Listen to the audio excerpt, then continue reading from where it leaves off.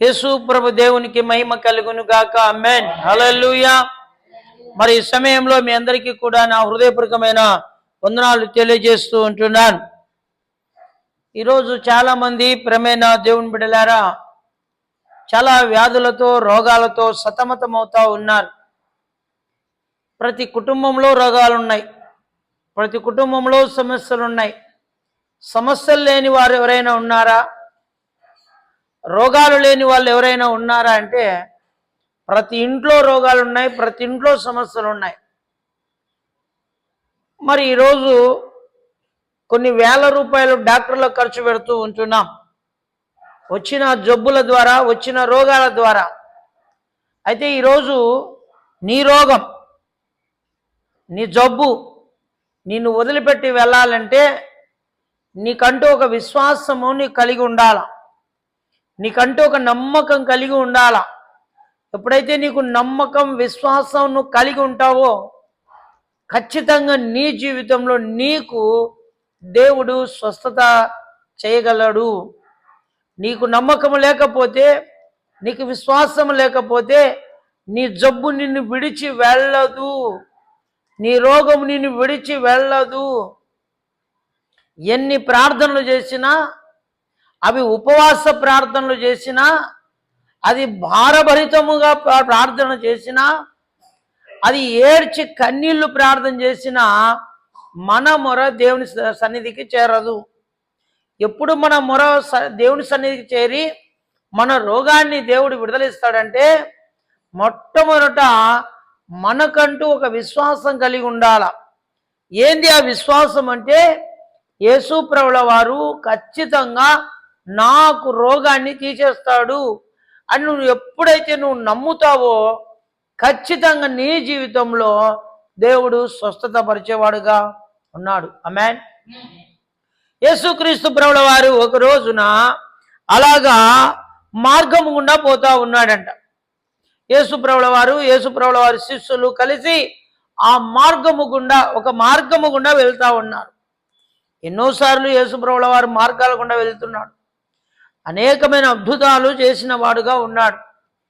ఎన్నోసార్లు పోతూ పోతూ మార్గం గుండా పోతూ ఉంటే దయ్యాలు ఎదురొచ్చిన వాళ్ళు ఉన్నారు, రోగాలు వచ్చిన వాళ్ళు ఎదురొచ్చిన వాళ్ళు, కుష్ఠరోగులు వచ్చిన వారు ఉన్నారు, చనిపోయిన పాడె వచ్చిన వాళ్ళు కూడా ఎదురైనారు. చనిపోయిన పాడె మనకు వస్తే మనం ఏం చేస్తాం? మనం వెనక్కి తిరిగి వెళ్ళిపోతాం. అది వస్తే అది శకునముగా భావిస్తాం. చనిపోయిన వారు ఎవరైనా ఎత్తుకొస్తున్నారనుకోండి, అది శకునముగా భావించి అది కీడు ఏమైనా కలుగుతుందేమో అని చెప్పి మనం పోయే పని జరగదని చెప్పి వెనక్కి వచ్చేస్తాం. రేపొద్దున నువ్వు చావాల్సిందే, నేను చావాల్సిందే. నువ్వు నేను చనిపోయినాక ఎవరైనా ఎదురు వస్తారండి? మనకు ఎవరు ఎదురు రారు. ఒకవేళ ఎదురు వచ్చే వాళ్ళు కూడా మనం ఏమంటారంటే, మనం అనుకున్నట్లే ఇది ఒక శకునమురా అనుకుంటాను. ఈ షేరుతో కొలిచే ఈ షేరుతో కొలవబడతావు బైబిల్ చెప్తుంది. ఒక షేరుతో కొలవబడితే మరో షేరుతో నువ్వు కొలవబడతావు. వాస్తవం. నువ్వు ఏ కోణంలో చూస్తున్నావో నిన్ను కూడా అదే కోణంలో ప్రజలు చూస్తారు. అది వాస్తవం. మరి యేసుక్రీస్తు ప్రభువు వారు ఎన్నోసార్లు ప్రయాణం వెళ్తున్నప్పుడు చనిపోయిన వారు వచ్చినారు, వాళ్ళని లేపినాడు. ఆమేన్. కుష్ఠరోగులు వచ్చినారు, వాళ్ళని శుద్ధులుగా చేసినారు. దెయ్యాలు పట్టిన వాళ్ళు వచ్చినారు, దెయ్యాలు వాళ్ళ దగ్గర ఉన్న దెయ్యాలు వెళ్ళిపోయినాయి. యేసుక్రీస్తు ప్రభుల వారిని ఎప్పుడైతే వాళ్ళు చూస్తున్నారో వెంటనే వాళ్ళకు స్వస్థత కలుగుతూ ఉంది, దెయ్యాలు వెళ్ళిపోతూ ఉన్నాయి. సచ్చిన వారు ఆ పాడిని ఇలా ముడితే లేచి కూర్చున్నారు. ఆమేన్. హల్లెలూయా. సచ్చిన వారు లేచినప్పుడు, దయ్యాలు వెళ్ళగొట్టినప్పుడు, రోగాలు వెళ్ళగొట్టినప్పుడు నీ వ్యాధి ఎంత అండి? నీ జబ్బు ఎంత? నువ్వు ఎక్కడ ఏమి బాధపడుతున్నావు? ఏమంట? ఎక్కడ నువ్వు బాధపడుతున్నావు? మరి ఏ సమస్యలతో బాధపడుతున్నావు? నువ్వు ఏ ఇబ్బందులతో బాధపడుతున్నావు? ఖచ్చితంగా దేవుడు నీకెదురు వస్తే నీ జీవితం ధన్యకరం అవుతుంది. దేవుడు ఎదురు రావాలంటే మనము దేవునికి ఎదుర్కోవాలా. ఒక వ్యక్తి మనకు ఎదురు రావాలంటే మనం ఏం చేయాలా? మనం ఎదురు పోవాలా. ఈరోజు నీ దరిద్రం పోవాలంటే, నీ శని నీలో ఉండి వెళ్ళిపోవాలంటే, నీ కష్టం నీలో ఉండి వెళ్ళిపోవాలంటే, నీ కన్నీళ్లు రాలుపుతున్న కన్నీళ్లు నీ దగ్గరుండి వెళ్ళిపోవాలంటే, నువ్వు దీర్ఘకాల వ్యాధితో బాధపడుతున్నట్లయితే ఇదిగో ఈరోజు నువ్వు దేవునికి ఎదురు రావాలి. Amen. Praise the lord. Hallelujah. నువ్వు దేవునికి ఎదురు రావాలండి. ఎవరెవరో ఎదురు వస్తే భయపడిపోతున్నావు. భయమ్మో వాళ్ళు ఎదురు వచ్చినారు ఏం జరుగుతుందో, వీళ్ళు ఎదురు వచ్చినారు ఏం జరుగుతుందో, ఆమెకు భర్త లేడు ఆమె ఎదురు వస్తుంటే మరి నాకేం జరుగుతుందో. ఇవన్నీ ఉత్త మాటలండి, ఇవన్నీ లేనిపోనివన్నీ. అయితే ఈరోజు నువ్వు ఎవరో ఎదురు కాదు కానీ నువ్వు యేసయ్యకి ఎదురుపో, నీ జీవితం ధన్యకరమవుతుంది. ఈరోజు నీ శని నీ దగ్గర పెట్టుకొని నాకెందుకో ఇన్ని కష్టాలు, నువ్వు ఎందుకు బాధపడుతున్నావు? ఏనాడైనా యేసుక్రీస్తును నిజంగా నువ్వు గుర్తు చేసుకున్న రోజులు ఉన్నాయా? ఏనాడైనా యేసుక్రీస్తులో ఉండాలని నువ్వు అనుకుంటున్నావా? యేసయ్యకి ఎదురుపోవాలని నువ్వు అనుకుంటున్నావా? యేసయ్యకి ఎదురు రావాలని నువ్వు అనుకుంటున్నావా? యేసయ్యకు నువ్వు ఎదురు వస్తే నీ జీవితంలో ప్రతిదీ దేవుడు నెరవేర్చేవాడుగా ఉన్నాడు. యేసయ్య నీ జీవితంలో ఖచ్చితంగా ఎదురు రావాలని నువ్వు కోరుకో. నువ్వు యేసయ్యకి ఎదురుపడు. చాలామంది యేసయ్యకి ఎదురుపడరు కానీ మన జీవితంలో మేలు కావాలని కోరుకుంటారు. యేసయ్యకి ఎదురుపడాలంటే ఏం చేయాలా? యేసయ్య మందిరానికి వెళ్ళాలా, యేసయ్య చర్చికి వెళ్ళాలా. ఎప్పుడైతే నువ్వు యేసయ్య చర్చికి నువ్వు వెళ్తావో అప్పుడు నీ జీవితంలో ఒక నూతనమైన మార్పు వచ్చేస్తుంది. దేవుడు కొత్త అద్భుతాలు నీ జీవితంలో చేయగలడు. ఇప్పుడు ప్రేమైన దేవుని బిడ్డలారా, ఏది ఏమైనప్పటికీ కూడా యేసుక్రీస్తు ప్రభువు వారి శిష్యులు మార్గం గుండా వెళ్తూ ఉన్నారండి. వెళ్తూ ఉండగా ఒకడు కనపచ్చినాడు. మరి ఏమంటున్నాడంటే శిష్యులు ఒక మాట అన్నాడు, అయ్యా ఈ గుడ్డివాడుగా పుట్టడానికి కారణం వీడు చేసినాడు ఆ పాపం, వీని కన్న తల్లిదండ్రులు చేసినారా పాపం, ఎవరు చేసినారు చెప్పయ్యా అని అడుగుతున్నారు శిష్యులు. చాలా మంది భూమి మీద కుంటోళ్ళు ఉన్నారు, గుడ్డోళ్ళు ఉన్నారు, మూగోళ్ళు ఉన్నారు, చెవిటోళ్ళు ఉన్నారు కదా. మరి పెరాలసిస్ వచ్చిన వాళ్ళు ఉన్నారు, గుండె జబ్బు లివర్ జబ్బు ఉన్నారు, కిడ్నీల జబ్బులతో బాధపడే వాళ్ళు ఉన్నారు, కడుపు నొప్పితో బాధపడే వాళ్ళు ఉన్నారు, థైరాయిడ్తో బాధపడే వాళ్ళు ఉన్నారు. ఎన్ని రోగాలండి భూమి మీద అంటే కొల్లలుగా ఉన్నారు. ఏమంట కొల్లలు. అలాంటి వ్యాధులతో బాధపడేవారు చాలా మంది ఉన్నారు. ఎంతమంది ఉన్నారంటే అంతమంది ఉన్నారు రోగాలతో బాధపడేవారు. అలాంటి రోగాలతో అలాంటి జబ్బులతో బాధపడేవారు ఉన్నారు. ప్రేమైన దేవుని బిడ్డలారా, ఏనాడైనా డాక్టర్ దగ్గరికి వెళ్ళాలనుకుంటున్నాం కానీ ఏనాడైనా యేసయ్య దగ్గరికి వెళ్దాం అనుకుంటున్నామా? యేసయ్య ఎలాంటి వాడు తెలుసా? వైద్యుల్లో కల్లా వైద్యుడు, పరమ వైద్యుడు. అంటే ఈ వైద్యులను తయారు చేసిండేవాడు డాక్టర్. ఎవరంటే స్పెషలిస్ట్ డాక్టర్. ఈయన ఏ డాక్టర్? ఈయన యేసుప్రభుల వారు స్పెషలిస్ట్. చిన్న జబ్బు వస్తే స్పెషలిస్ట్ డాక్టర్ దగ్గర పోదాంపా అంటారు. వద్దన ఒక ఆయన నాకు ఎదురు పడినాడు హాస్పిటల్లో. మరి ఓల్డేజ్ హోమ్లో ఉన్న వ్యక్తిని గవర్నమెంట్ ఆసుపత్రికి తీసుకెళ్ళిన ముసలాయన్ను. ఆయన లోపల పోయినాడు, నేను బయట నిలబడినా.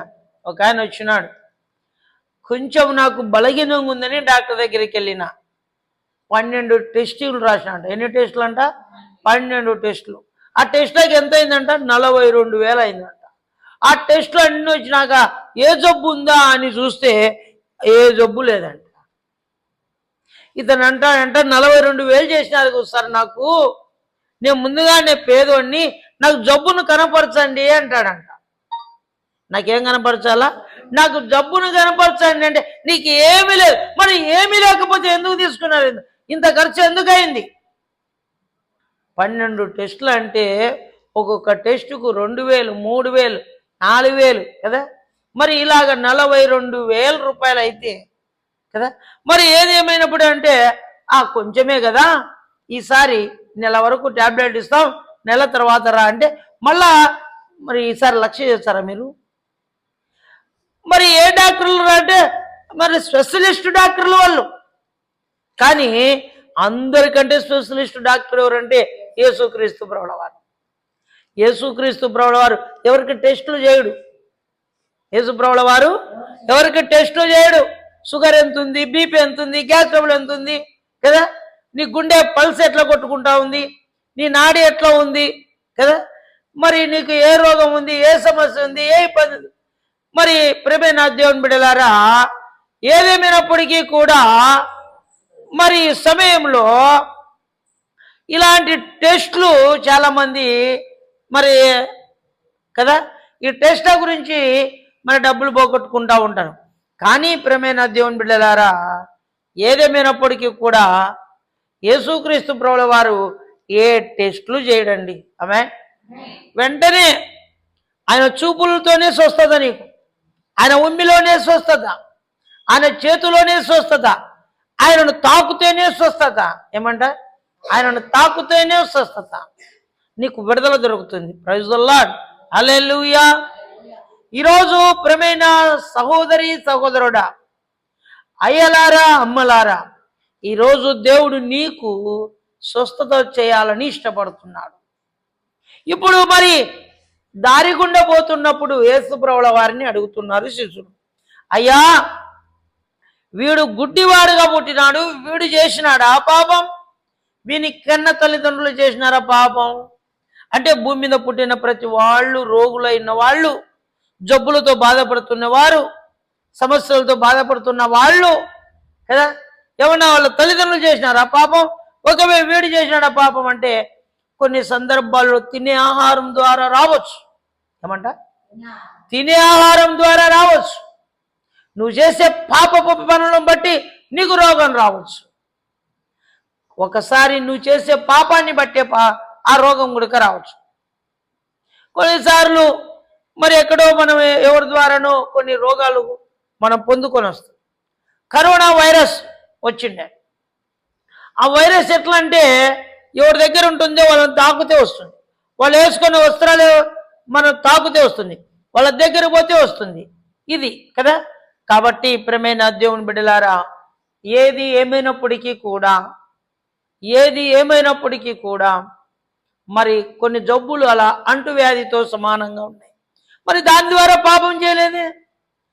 అయితే మరి ఎందుకు వచ్చింది వీడు గుడ్డివాడుగా పుట్టడానికి కారణం ఏమిటి అంటే, శిష్యులతో యేసుప్రభుల వారు చెప్పిన మాట ఏంటంటే, అయ్యా యేసుప్రభుల వారు చెప్తున్నాడు వాళ్లకు, వీడు చేయలేదు పాపము, వీని కన్న తల్లిదండ్రులు చేయలేదు పాపం, మళ్ళీ ఎందుకు వచ్చింది అని అడుగుతున్నారు శిష్యులు.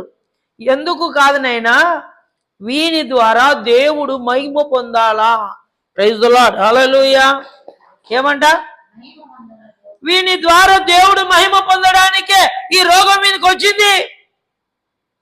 కొన్ని రోగాలు మనకి ఎందుకు వచ్చాయంటే, మందిరానికి సత్యమైన దేవుణ్ణి, నిజమైన దేవుణ్ణి, యేసుప్రభుల వారిని తెలుసుకోవడానికి మనకు వస్తాయి కొన్ని రోగాలు. మన దేవుని దగ్గరికి వెళ్తే ఆ దేవుడు మనలోనికి వచ్చి మనలో ఉన్న రోగాలను, మనలో ఉన్న ప్రతి రోగాన్ని ఆయన దేవుడు తొలగించేవాడుగా ఉన్నాడు. ప్రైజ్ ది లార్డ్, హల్లెలూయా. మనలో ఉన్న రోగాలు ప్రతిదీ కూడా దేవుడు తొలగించేవాడుగా ఉన్నాడు. వీడు చేయలేదు పాపం, వీని కన్న తల్లిదండ్రులు కూడా చేయలేదు పాపం. కానీ అయితే ఒక మాట అంటాడు, దేవుని క్రియలు వీని యందు ప్రత్యక్షపరచుటకే వీడు గుడ్డివాడుగా పుట్టాను. దేవుని క్రియలు ఎక్కడ కనపడాలంట? వాని యందు కనపరచాలా. వాని యందు కనపరచడానికే దేవుని క్రియలు కదా. ఈరోజు ప్రేమైన దేవుని బిడ్డలారా, అలాగా వాని యందు కనపరచడానికి దేవుని క్రియలు అలా ఉంటున్నాయి.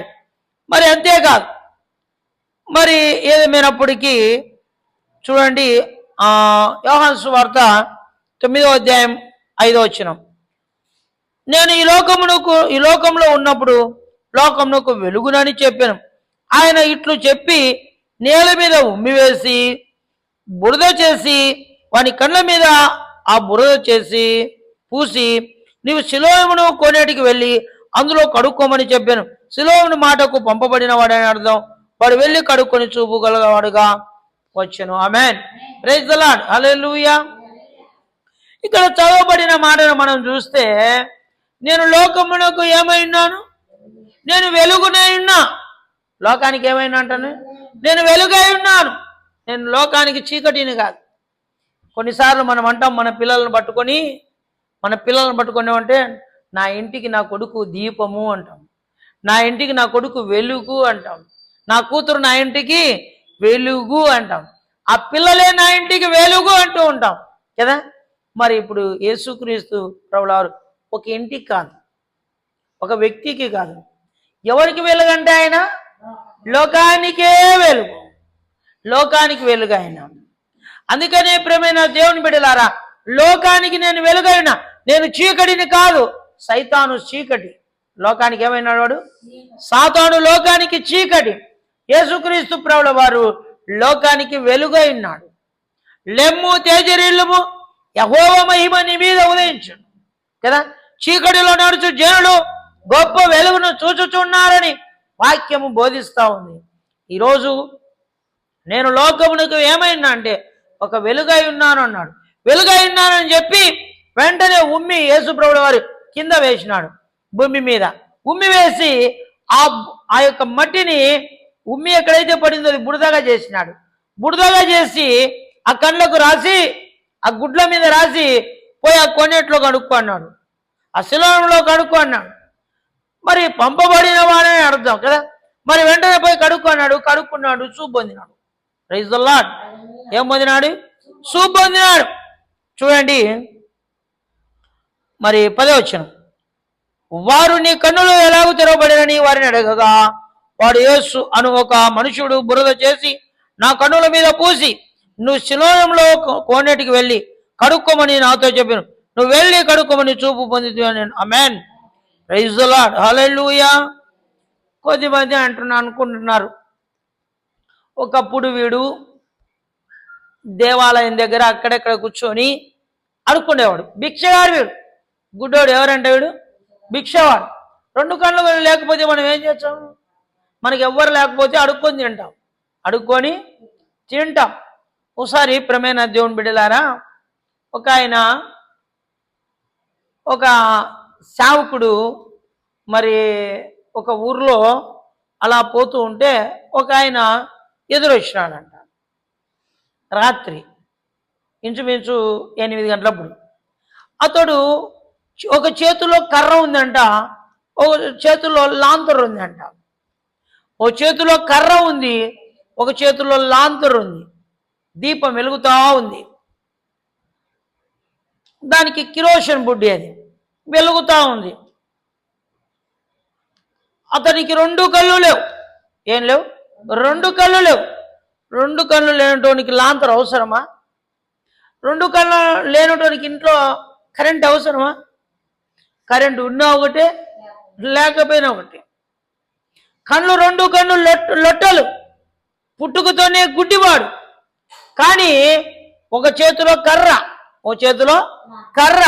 ఓ చేతిలో లాంతరు, మరి ఇంకో చేతిలో ఒక మరి సంకకు బ్యాగ్, అన్నం పెట్టించుకోవడానికి, మరి అన్నంలోకి వేయించుకోవడానికి వెళ్తా ఉన్నాడు. ఒక దైవజనుడు సేవకుడు అతనికి ఎదురుపడినాడు. తాత, ఈ సమయంలో నువ్వు వస్తున్నావు, ఈ లాంతరు ఎందుకు? నీకు కళ్ళు కనిపెడుతున్నాయంటే, నేను పుట్టుకతోనే గుడ్డివాడిని, చూపు లేదు. మరి అడుక్కోవడానికి నువ్వు వెళ్తున్నావు, మరి దీపం ఎలా నీకు? ఆ లాంతరు ఎందుకు అంటే, దీపం అవసరమా నీకు? కనపడకపోయినప్పుడు అవసరం అంటే, అయ్యా అవసరమే నాకు అవసరమే. ఎందుకు అవసరం అంటానంటే, నేను ఇప్పుడు గుడ్డివాణ్ణి. నేనేమైనాను? నేను గుడ్డివాణ్ణి. అయితే గుడ్డివాణ్ణే కానీ నేను అడుక్కొని వెళ్తున్నా. ఈ వీధి గుండా ఎక్కువ తాగుడుబోతుల్లో వస్తారు. మరి వరే నేను అసలు గుడ్డోనిరా, మీరు దయచేసి నేను వస్తున్నాను, మీరు నన్ను నన్ను నా ప్రక్కకు వెళ్ళిపోండి, నన్ను తగలొద్దండి, నేను గుడ్డివాడిని వస్తున్నా. 2 కళ్ళు ఉన్నవానికి కనిపించడానికి నేను తీసుకెళ్తున్నా ఈ లాంతరు. 2 కళ్ళు కనబడేటోనికి నేను తీసుకెళ్తున్నా. తాగి రోడ్ల మీద అటు ఇటు తిరుగుతూ వస్తుంటే కింద పడితే, నా మీద పడితే, ముందుగానే నేను గుడ్డోడిని, నా మీద పడితే ఇంకా నేను లేయలేను. అందుకనే నూనె కొనుక్కుంటున్నా, లాంతరు కొనుక్కుంటున్నా. రోజు లాంతరు తుడుచుకోవాలా, రోజు నూనె పోయాలా, మరి ఒత్తి పెట్టాలా, మరి అగ్గిపుల్ల అంటిల్లా. ఇంత ఖర్చు పెట్టుకుంటున్నా ఎవరి కోసం? 2 కళ్ళు ఉన్న వాటి కోసం, తాగుడుబోతుల కోసం. ఇదిగో నేను గుడ్డోని వస్తున్నా, నన్ను మరి తగలుకోకుండా దూరంగా పోండి అని చెప్పి వాళ్ళ కోసం నేను లాంతరు పట్టుకున్నా. ఈయన సేవకుడు అంటాడు వాళ్ళ గురించి, ఆయన గురించి, అసలు గుడ్డోళ్ళు వాళ్ళు, నువ్వు గుడ్డోని కాదు, అసలు గుడ్డోళ్ళు వాళ్ళే. కాబట్టి ఈ సమయంలో యేసు ప్రభువుల వారు లోకంలో ఉన్న గుడ్డోళ్ళందరినీ, యేసుక్రీస్తు ప్రభువు లోకంలో ఉన్న గుడ్డోళ్ళందరినీ, ఆ గుడ్డితనంలో ఉన్న వారందరినీ, మరి అంధత్వంలో ఉన్న వారిని అందరినీ తీసుకొని రావాలని 2024 సంవత్సరాల కిందట ఈ లోకానికి వచ్చాడు.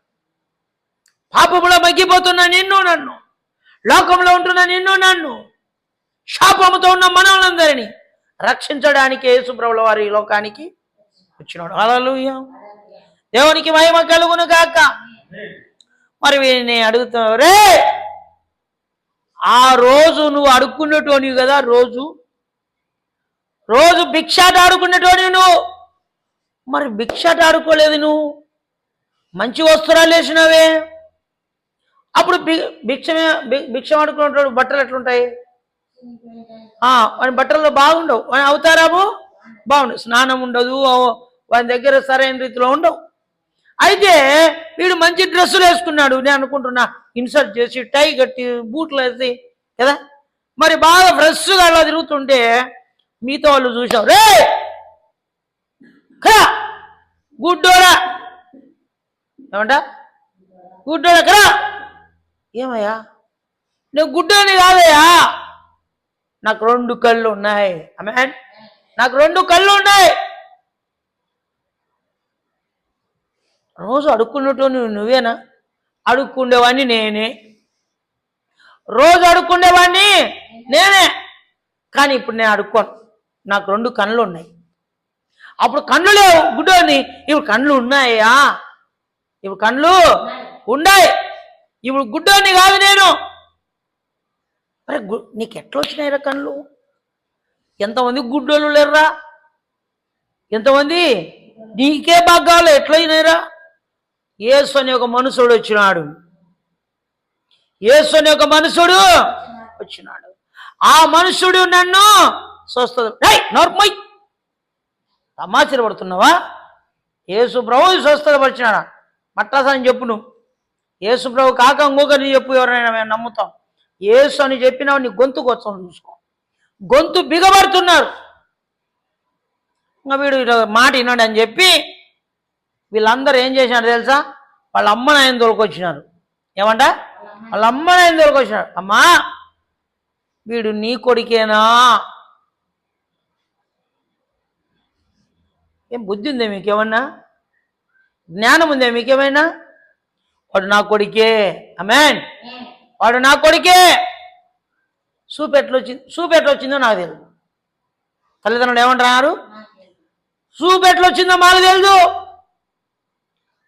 వాడేం పిల్లోడా? వాడికి మేము చెప్పడానికి, వాడు పిల్లోడైతే ఇట్లా వచ్చిందని మేము చెప్తాం. వాడు వయసు వచ్చినటోడే, వాడు యవనస్తుడే, వాడు పెద్దవాడే, వానికి మరి ఎట్లా బాగా అయిందో వాడిని కనుక్కోండి, మాకు తెలియదు. పిల్లోడైతే మేము చెప్పగలం. దేవునికి రావాల్సిన మహిమను దొంగలించేవారు ఉన్నారు. ఈరోజు యేసు ప్రభు బాగు చేసినప్పుడు ఆయనకు కృతజ్ఞత కలిగి మనం ఉండాలి. ఈరోజు ఈయన చెప్తున్నాడు, మీరు వెలివేసినా వెలివేయకపోయినా, నన్ను తిట్టినా, నన్ను కొట్టినా, నన్ను చంపినా, నేను మాత్రం నాకు చేసినది స్వస్థత పరిచిండేది, గుడ్డితనంలో నుండి నాకు విడుదల ఇచ్చిండేది ఒక యేసుక్రీస్తు ప్రభుల వారే. ఆయనే. మీరు చంపినా ఒకటే, మీరు నన్ను బ్రతికించినా ఒకటే, నన్ను ఏమైనా చేయని, కింద పడి మింద పడి నన్ను కొట్టండి, నన్ను చంపండి, యేసు నన్ను బాగు చేసినాడు. ఆమేన్. ఎవరంటండి? యేసు ప్రభుల వారు బాగు చేసినాడు. ఇంకంతే. నన్ను ఎవ్వరు బాగుపరచలేదు. ఇన్నాళ్ళు నేను గుడ్డితనంలో ఉన్నా, నన్ను ఎవరైనా బాగుపరిచినారండి? ఈరోజు బాగా గమనించండి. రోగిగా ఉన్నప్పుడు ఎవరు పలకరీరు. బాగైన తర్వాత అక్క బాగుండవా, అన్నా బాగుండవా, మన ఇంటికి చుట్టబాదులు ఎక్కువ వచ్చారు. ఎట్లా బాగైందని అడుగుతారు వాళ్ళు? అడగారు. అప్పుడు అడుగుతే రోగిగా ఉన్నప్పుడేమో పలకరిస్తే డబ్బులు అడుగుతాడేమో, పలకరిస్తే వీడు ఏమైనా అడుగుతాడేమో, పలకరిస్తే ఏమైనా అడుగుతుందేమో భయం. అందుకనే రోగం అంతా వెనక అక్క బాగుండరా, ఎట్లా బాగైంది ఇక్క నీకు, అన్నా ఎట్లా బాగైందన్నా నీకు, మేము యేసయ్య దగ్గర పోయింటే బాగైంది. దేవునికి మహిమ కలుగును గాక. వీడు గుడ్డో ఉన్నప్పుడు ఎవరు రాలే, వీడు గుడ్డో ఉన్నప్పుడు గుడ్డోతో మాకేం పనిలే అని, గుడ్డోడు బాగైన తర్వాత ఏమంట, గుడ్డోడు బాగైన తర్వాత వీళ్ళు వచ్చినారు. ఏమయ్యా నువ్వు గుడ్డోని కుదిరా, గుడ్డోడే కరా అంటే, నన్ను గుడ్డోడు అను, నేను గుడ్డోని కాదు, నాకు రెండు కళ్ళు కనబడదు. మీరు వేసుకున్న వస్త్రాలు చూస్తున్నా, మిమ్మల్ని చూస్తున్నా, మీ కలర్ చూస్తున్నా, మీ రంగు చూస్తున్నా, మీరు ఎట్లాంటి వాళ్ళో నేను చూస్తున్నా, మీరు ఎవరో చూస్తున్నా. మరి నన్ను గుడ్డోని ఎందుకు అంటారు? నువ్వు గుడ్డోనివే అంటారు. నేను గుడ్డోని కాదు. మరి నిన్ను ఎవర్రా బాగు చేయడే? యేసు ప్రభుల వారే నన్ను బాగు చేసినాడు. ఇప్పుడు యేసు ప్రభుల వారు బాగు చేసినాడని చెప్పినావా? సంఘంలో నుండి, కులంలో నుండి, మతంలో నుండి, గ్రామంలో నుండి నిన్ను వెళ్ళేస్తాం. ఏమంట? ఏం నేర్చుకున్నారు వీళ్ళు? ఏం నేర్చుకున్నారంట? చదవండి ఆ మాట.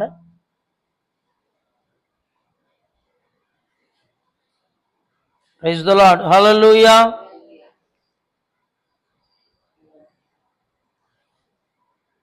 ఎన్నో వచనం? 34 వచనం. అందుకు వారు, నీకు కేవలము పాపినై పుట్టిన వాడు నీవు మాకు బోధింపవచ్చితివా అని వారితో చెప్పి వాడిని వెలివేసిరి. ఆమేన్. వింటున్నారా? ఇంతకు వీడిని ఏం చేసినారంట? వెలివేసినారంట, దొబ్బేసినారంట.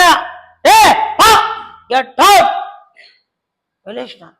మీరు వెలివేయండి, కులంలో వెలివేయండి, మతంలో వెలివేయండి, గ్రామంలో వెలివేయండి, సంఘంలో వెలివేయండి, బంధువులలో వెలివేయండి, ఎవరిలో వెలివేసినా నేను మాత్రం యేసుప్రభువే నాకు బాగు చేసినాడు. ఏమంట? వీళ్ళు అంటున్నారు, ఒరే యేసుప్రభు బాగు చేసినాడు నువ్వు అంటున్నావు, నిన్ను సంఘంలో వెలివేస్తాం, గ్రామంలో వెలివేస్తాం, ఇదిగో ఊరికి వెలపడ పెడతాం నిన్ను. ఎక్కడంట? ఊరికి వెలపడన్నా పెట్టు, కొండ మీద అన్న పెట్టు, కొండ కింద అన్న పెట్టు, నువ్వు యాడన్నా పెట్టు, నాకు బాగు చేసినది మాత్రం యేసుప్రభువే. ఏమంటండి?